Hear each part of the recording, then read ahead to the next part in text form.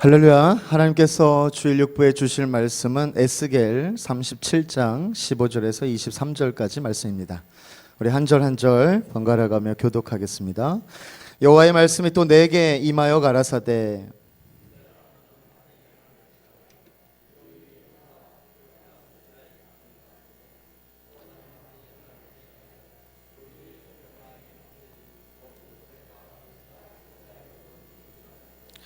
그 막대기들을 서로 연합하여 하나가 되게 하라. 내 손에서 둘이 하나가 되리라.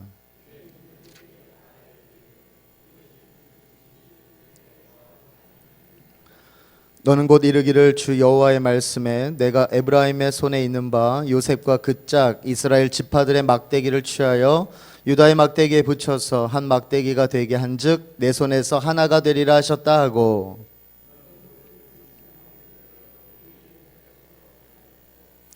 그들에게 이르기를 주 여호와의 말씀에 내가 이스라엘 자손을 그 간바 열국에서 취하며 그 사면에서 모아서 그 고토로 돌아가게 하고,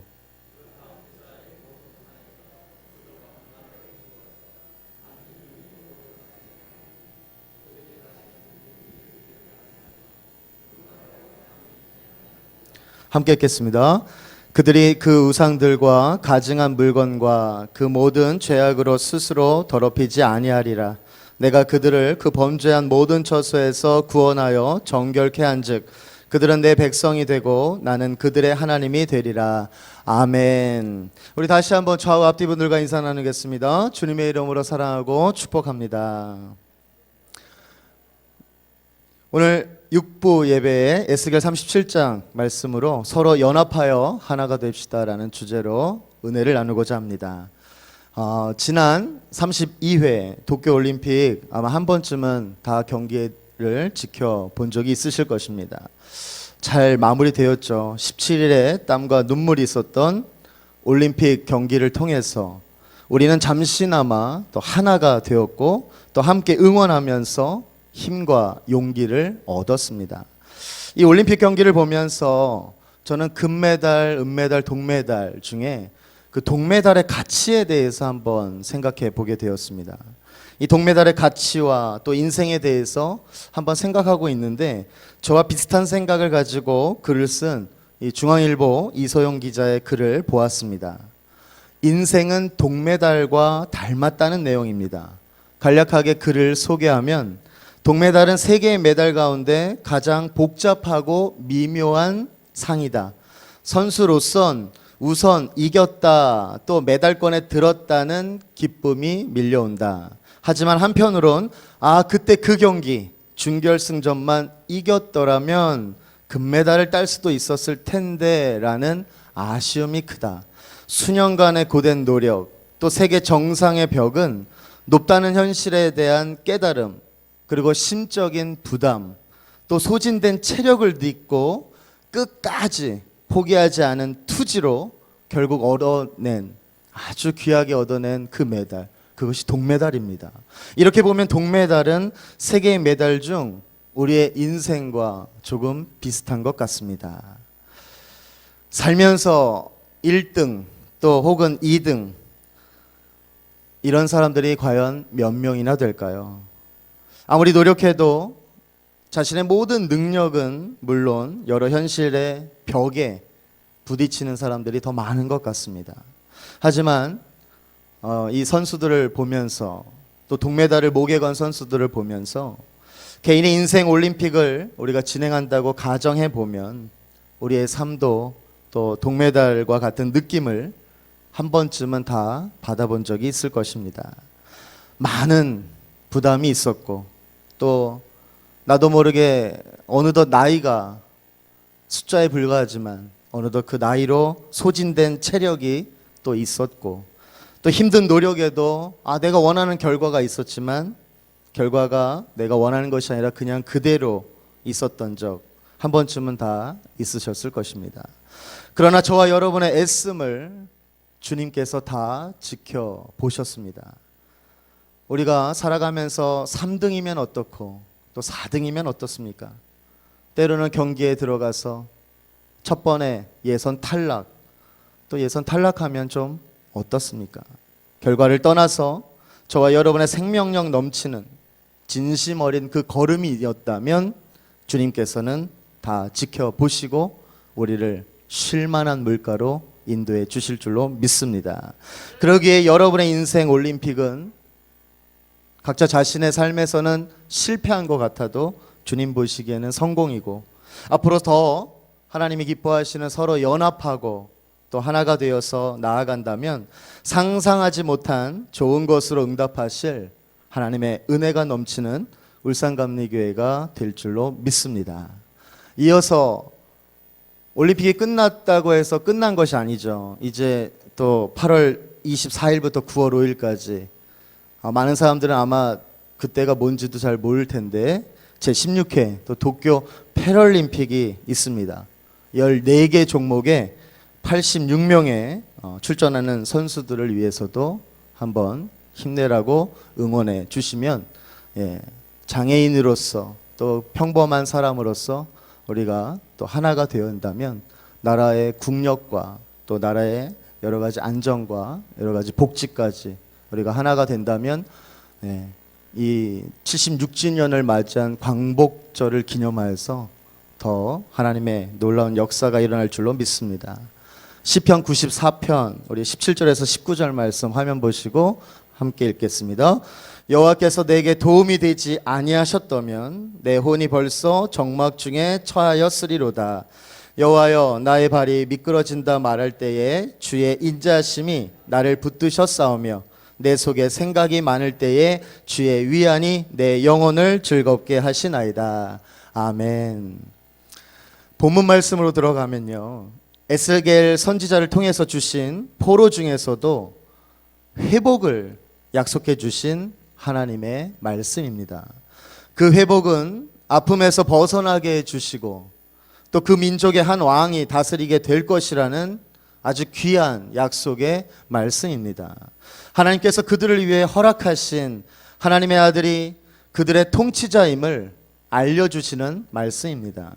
바벨론 포로 중에서 회복과 연합을 통하여서 하나님의 구원 역사를 계속 진행시켜 나가겠다는 아주 귀한 약속의 말씀입니다.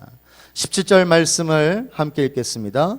그 막대기들을 서로 연합하여 하나가 되게 하라. 내 손에서 둘이 하나가 되리라. 아멘. 우리가 신앙생활을 하다 보면 나와 같지 않은 다른 사람들과 함께 더불어 살아가야 한다는 것을 깨닫게 됩니다. 신앙이라는 게 없다면 사실 내 마음대로 나 혼자 살아도 아무런 상관이 없어요. 하지만 예수님을 나의 구주로 믿고 또 하나님의 진리의 말씀에 순종하고자 한다면 나와 같지 않은 다른 사람들과 함께 더불어 살아가야 함을 깨닫게 됩니다. 다른 사람들과 함께 살아가기 위해서 어떠한 노력을 하고 계시나요? 내가 먼저 마음의 문을 열고 타자의 그 마음을 이해할 수 있어야 하겠죠. 말은 쉽고 생각은 쉬운데 행동하기가 그렇게 쉬운 일은 아닙니다. 그럴 때 우리들은 서로 연합이라는 단어를 완성하며 나아가야 할 텐데 하나님의 전적인 은혜 아니면 이 연합이라는 단어도 그렇게 쉽지는 않습니다. 나와 전혀 다른 사람들과 연합하거나 나와 생각이 전혀 다른 사람과 연합한다는 것 너무나 어렵습니다. 하지만 방법이 있다면 그저 내가 하나님 앞에서 코람되어 하나님 앞에서 회복되어야 한다는 것이죠.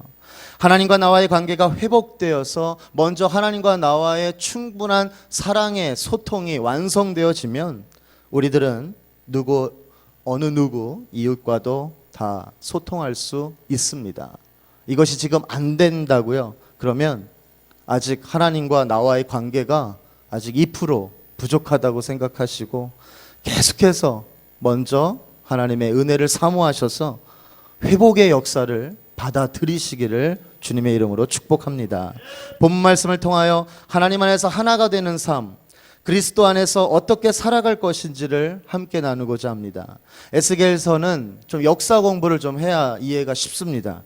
그러니까 남쪽과 북쪽 아래 유다 백성들이 바벨론의 포로로 잡혀가서 생활할 때에 그발 강가에서 에스겔에게 임한 하나님의 말씀입니다. 고향을 그리워하며 포로 생활의 고통이 너무나 힘들게 계속되고 있었습니다. 그때 에스겔에게 장차 유다 백성들이 포로에서 회복될 것을 하나님께서 말씀해 주셨습니다.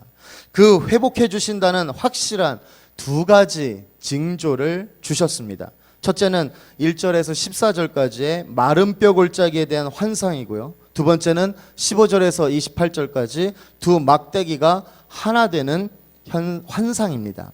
따라서 본문은 장차 유다 백성들이 회복될 것과 이스라엘이 이제 하나의 통일 국가로 연합될 것을 약속해 주신 아주 귀한 복음이라 할 수 있겠습니다.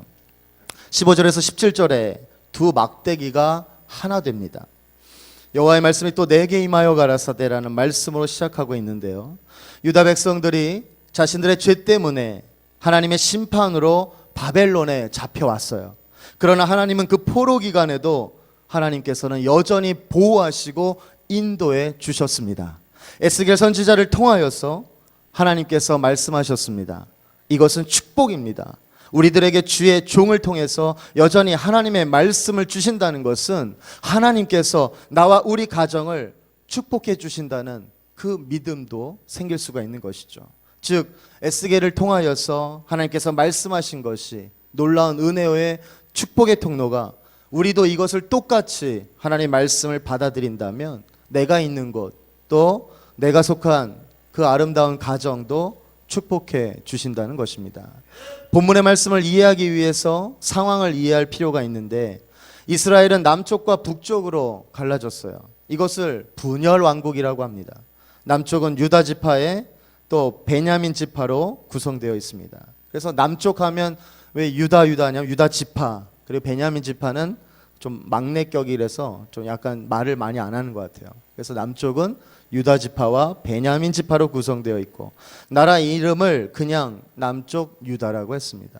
수도가 예루살렘이기 때문에 남쪽 유다를 예루살렘이라고도 표현합니다. 그리고 나머지 10지파는 국호를 북쪽 이스라엘이라고 했습니다. 북쪽 이스라엘의 수도가 사마리아입니다. 그래서 그냥 북쪽 이스라엘을 사마리아라고도 불렀습니다. 북쪽 이스라엘로 분열해 나갈 때 주로 주요 인물이 있습니다. 바로 여로보암입니다. 여로보암이 속한 지파가 에브라임 지파입니다. 그래서 때로는 북쪽 이스라엘을 에브라임이라고도 합니다. 북쪽 이스라엘은 주전 722년경에 아수르에서 포로로 잡혀갔습니다. 북쪽 이스라엘이 아수르의 포로로 잡혀간 지 약 135년이 지난 후에 남쪽 유다도 바벨론으로 포로로 잡혀갔습니다. 중요한 것은 북쪽 이스라엘은 포로에서 돌아왔다는 성경의 기록이 없습니다. 그냥 흩어진 유대인, 즉 디아스포라로 유리방황하게 되었던 것이죠. 그러나 남쪽 유다는 언약의 백성입니다. 그 언약의 백성인 유다 지파에게서 후에 바로 메시아 예수님이 오시죠. 그래서 유다 지파는 포로에서 다시 회복시켜 나라를 이루게 해주신다는 하나님의 약속이 에스겔 선지자에게 임했던 것입니다. 이와 같은 회복을 약속해 주시면서 하나님은 에스겔에게 막대기 하나를 취하여 그 위에다가 유다와 그 짝 이스라엘 자손이라고 기록하라고 했습니다. 그 말씀이 16절 말씀입니다. 인자야 너는 막대기 하나를 취하여 그 위에 유다와 그 짝 이스라엘 자손이라 쓰고, 이 막대기는 남쪽 유다를 지칭한 막대기죠. 하나님은 계속해서 또한 에스겔에게 말씀하십니다. 다른 막대기 하나는 요셉과 그 짝 이스라엘 온 족속이라고 기록하라고 했습니다. 이 막대기는 북쪽 이스라엘을 지칭합니다. 16절 하반절에 또 다른 막대기 하나를 취하여 그 위에 에브라임의 막대기 곧 요셉과 그 짝 이스라엘 온 족속이라 쓰고, 그리고는 하나님께서 에스겔에게 17절에 그 막대기들을 서로 연합하여 하나가 되게 하라, 내 손에서 둘이 하나가 되리라고 말씀하셨습니다. 두 막대기를 하나로 연합하여 하나님은 둘이 하나 되게 하셨던 것이죠. 두 막대기를 한 손으로 잡아서 마치 한 막대기처럼 잡으라는 말씀입니다. 그래서 이제 18절로 넘어가면 이것이 무슨 뜻이냐 묻거든. 내 민족이 내게 말하여 이르기를 이것이 무슨 뜻인지 우리에게 고하지 아니하겠느냐 하거든. 하나님께서 에스겔에게 두 막대기를 하나 되게 하라고 명령하신 다음에 에스겔이 그대로 했을 때 백성들이 도대체 그것이 무슨 뜻이냐고 묻게 될 것이라고 합니다. 하나님께서는 말씀을 직접 선포하심으로 이스라엘 백성들에게 하나님의 뜻을 이제 전달합니다. 그러나 때로는 시청각적 방법을 통해서 하나님은 하나님의 뜻을 전달합니다. 하나님께서는 백성들에게 쉽게 뜻을 전달하기 위하여 아주 다양한 방법을 이제 동원합니다. 이해시키고 깨닫게 하여서 하나님의 백성으로 살도록 하기 위한 하나님의 엄청난 배려인 것이죠. 그래서 이 하나님의 배려만 느껴도 우리의 모든 삶에 또 우리의 인생에 얼마나 은혜가 넘치는지 모릅니다. 아, 이것이 하나님의 배려였구나. 우리들 역시 하나님의 말씀을 쉽게 이해할 수 있도록 전달할 수 있도록 우리가 계속해서 또 노력해야 합니다. 예전의 신앙이나 오늘의 신앙이 똑같아서 옛날에도 믿음을 어떻게 고백하거나 누구한테 전도의 말을 어떻게 해야 될지 모른다고, 또한 오늘도 모른다고 코로나 때문에 핑계대서 요즘 교회 안 가니까 옛날이나 지금이나 똑같아서는 안 된다는 것이죠. 예전에 이랬으나 지금 이 코로나로 오히려 시청각적 교육은 알아서 찾아서 더 많이 할 수 있는 시대입니다. 내가 정말 선별하여서 더 많은 것을 찾고 또 시간의 여유가 없는 것이 아니라 이 코로나를 핑계대지 않고 하나님의 말씀을 더 역사적으로 하든지 아니면 정말 하나님의 은혜로 내가 공부를 해서 더 노력하고자 한다면 하나님께서는 더 풍성한 은혜로 지혜로 채워주실 줄로 믿습니다. 많은 재원이 투자될지라도 하나님의 복음을 쉽게 전달하고자 하는 열심을 우리는 절대 포기해서는 안 되겠습니다. 왜냐? 복음의 내용은 변함이 없기 때문입니다. 2000년 전이나 지금이나 전혀 복음의 내용은 다르지 않습니다. 그 복음을 담는 그릇이나 틀, 시대의 요구에 따라 당연히 바뀌어질 수 있겠죠. 옛날에 플라스틱이라면 지금 담는 그릇이 알루미늄일 수 있으나 그 중심은 변하지 않는다는 것입니다. 그렇기 때문에 우리가 방법론에 있어서는, 전달하는 방법에 있어서는 많은 방법을 동원하지만 그 복음의 정말 중심적인 진리는, 그 가치는 변화되어서는 안 되겠습니다. 우리들은 시대에 동화되어서는 안 되지만, 하지만 너무나 뒤떨어진다면, 다 유튜브를 통하여서 은혜를 나누고 있는데 아직도 이 유튜브를 모른다면 안 된다는 것이죠. 어떻게 해서든지 수단과 방법. 이제 어느덧 저희 어머님도 카톡을 이제 많이 잘하셔서 이모티콘까지 날리는 단계까지 오셨는데, 오늘 생신이세요. 또 46년생이셨는데 노력하셔야 된다는, 안 되는 건 없어요. 카톡에 카자도 모르시는 분이 이모티콘을 구매를 해서 이제 움직이는 막 이런 거를 보낸다는 것은 엄청난 노력인 거죠. 안 되는 건 없다는 것입니다. 우리가 얼마든지 하나님의 변함없는 그 말씀을 효율적으로 전달할 수 있는 믿음의 백성이 되어야 하겠습니다. 성경은 말씀을 읽으면 읽을수록 분열이 아니라 우리가 항상 연합해야 하는 이유들을 아주 분명하게 제시하고 있음을 우리가 깨달을 수 있습니다. 그것을 살펴보면 먼저 이 하나님, 삼위일체 하나님이 한 분이시기 때문입니다. 세 분이면서 한 분이신, 또 한 분이면서 세 분이신 이 놀라운 신비, 그리스도인의 신앙하는 그 하나, 연합한다는 것은 혼란스러운 것이 아니라 아주 신비로운 일입니다. 어떻게 정의 내릴 수 없는 오묘한 것이 연합이에요. 그래서 제가 좀 자료를 찾아보니까 덴버 신학교에서 조직신학을 가르치시는 정성욱 교수의 말에 의하면 이 삼위일체를 다양성과 통일성, 상호 내주 혹은 상호 참여, 코이노니아, 친밀한 사귐과 교제라고 설명하며, 하나님은 그의 삼위일체 속에서 친밀한 사귐과 교제의 하나됨을 친히 본을 보이셨다고 말하고 있다. 교회들은 세 분 하나님이 한 분 하나님이셨던 것처럼 하나 되어야 한다는 말씀입니다. 하나님은 우리를 그의 형상을 따라 지으셨고 그리스도의 몸된 교회는 그 하나님의 형상을 회복하는 것을 추구하는 개인이 아니라 공동체라는 것입니다. 항상 신앙생활과 교회에 나와서 예배를 드린다는 것은 내 개인, 내 맛대로 예배 드리는 것이 아니라는 것을 우리는 다시 한번 깨달을 수가 있다는 것이죠. 초대교회는 성령으로 말미암아 하나님의 형상의 회복을 경험한 이들이 각 지역에 흩어져 복음을 나누는 작은 공동체들의 연합이 초대교회였습니다. 저마다 다른 상황과 환경, 저마다 겪는 다양한 핍박 속에서도 그들은 하나가 되었던 거예요. 십자가를 지고 돌아가셨다가 3일 만에 부활하여서 하늘로 승천하신 예수 그리스도의 증인으로서 그들은 언제나 늘 한 목소리를 그 방방곡곡 지역에서 냈다는 것입니다.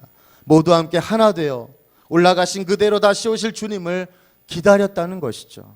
에스겔서 37장의 하나님도 마른뼈 환상과 더불어 투막대기 환상을 통하여서 에스겔 선지자에게 온 이스라엘 민족의 연합을 보게 하셨습니다. 이 두 환상, 궁극적으로 이스라엘의 회복에 대한 말씀입니다. 즉 연합이라는 것은 회복의 시작임을 다시 한번 깨달을 수 있다는 것입니다. 연합이 잘 안 되나요? 회복하면 되는 거예요. 연합이라는 단어에만 우리가 초점을 두니까 이상하게 너와 내가 다름을 겪는 거예요.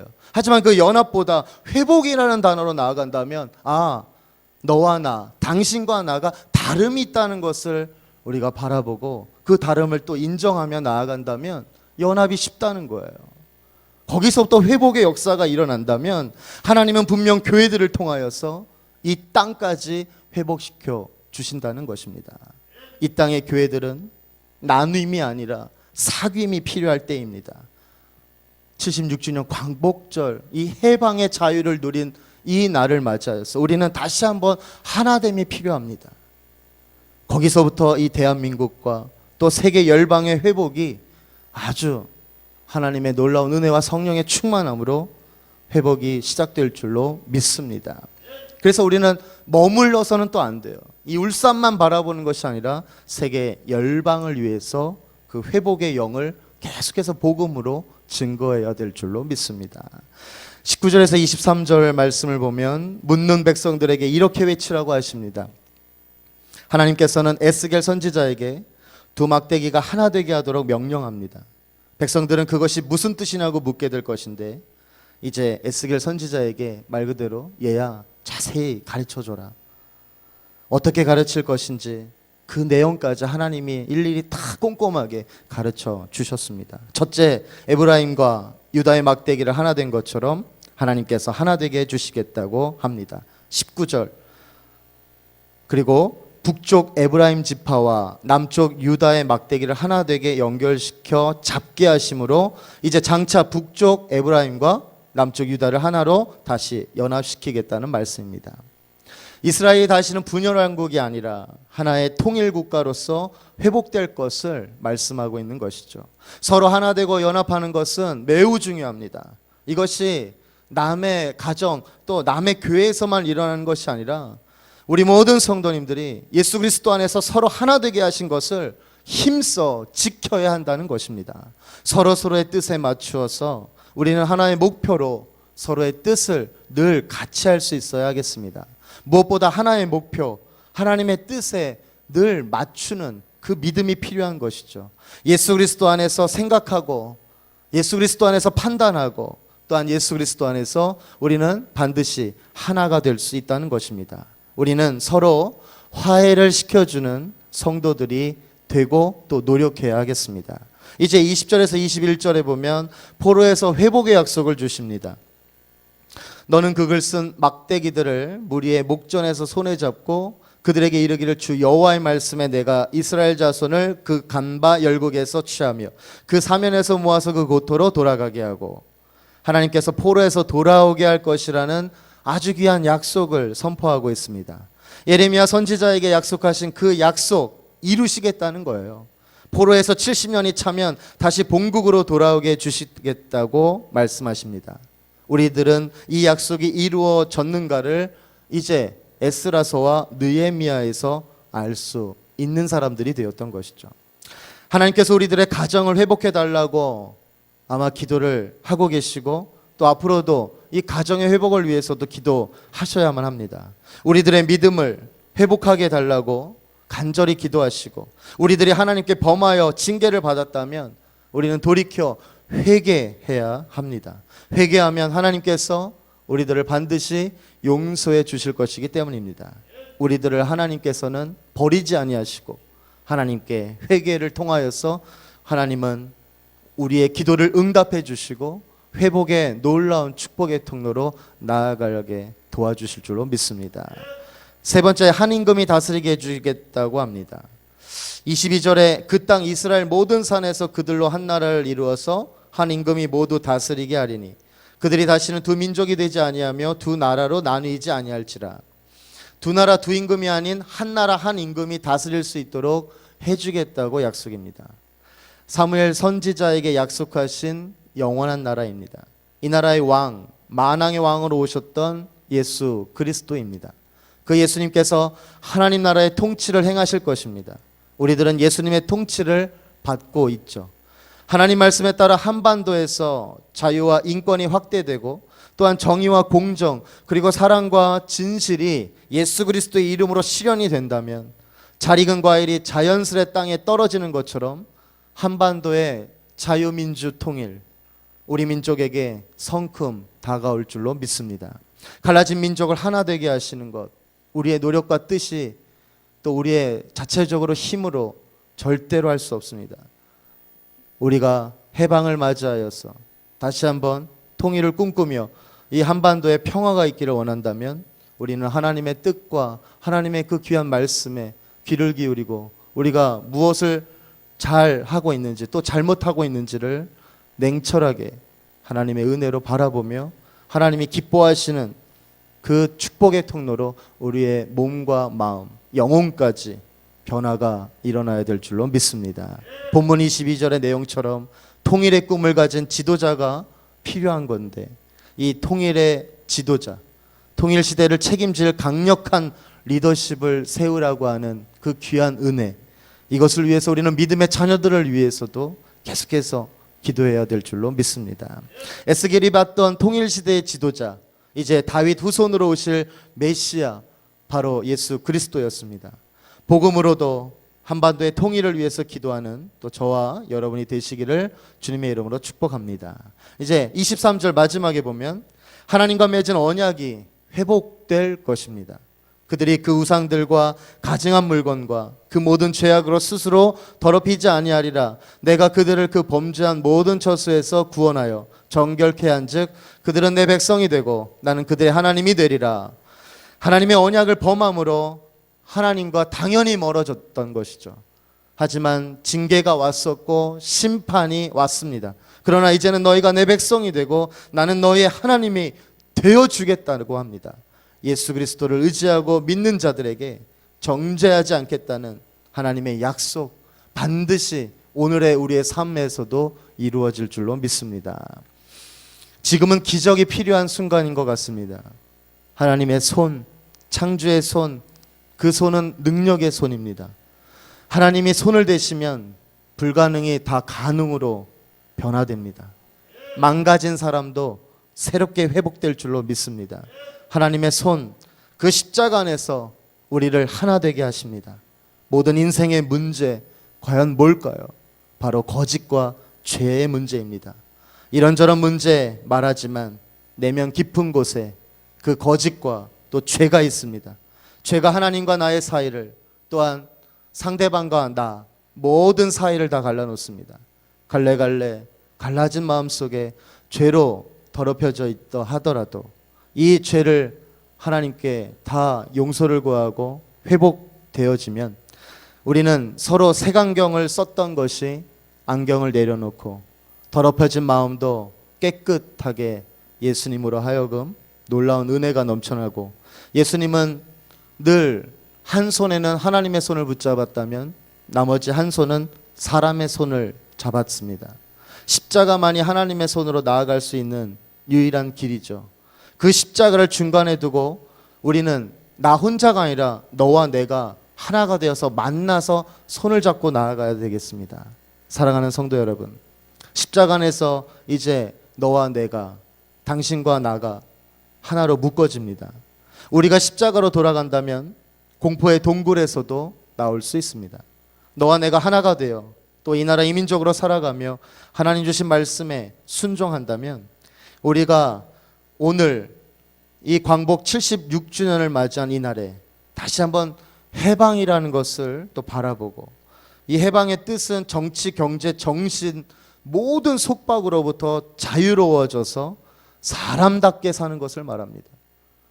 그저 사는 것이 아니라 사람답게 사는 것을 말합니다. 그래서 우리가 과거에서 교훈을 얻은 것은 참 중요한 일인데, 다시 한번 우리가 너와 나의 사이에 손을 잡고 또 우리가 이 해방이라는 기쁨을 감사하며, 그리고 함께 모였다고 해서 가까운 일본 미워하고 또 무시하는 것이 아니라 그 영혼을 우리가 또 기도하고, 또 원수 관계가 있었다면 다 화해와 회복을 통하여서 하나님의 사랑으로 용서하며 힘차게 나아가기를 원합니다. 아직도 다른 형제와 또 이웃과 연합하지 못하고 있습니까? 하나님의 은혜로 화합하시고자 노력하시기를 바랍니다. 우리는 할 수 없으나 하나님은 우리를 사랑하셔서 독생자 아들 예수를 십자가에 달려 죽기까지 하셨기 때문에 그것을 믿는 복음으로 우리는 이웃과 화합하고 또 연합할 것을 계속해서 하나님의 은혜로 촉구받아야만 합니다. 우리 민족이 일제 식민지에서 해방을 맞이한 날을 기념하는 광복절에 다시 한번 일본에 대한 적대감은 갖지 마시고, 이 날을 통해서 하나님의 준엄한 심판의 경고가 무엇인지 다시 깨닫고 서로 하나가 되라는 말씀을 기억하면서 원수 맺는 그런 아픔으로부터 진정한 해방의 자유를 누리시는 저와 여러분들이 다 되시기를 주님의 이름으로 축원드립니다.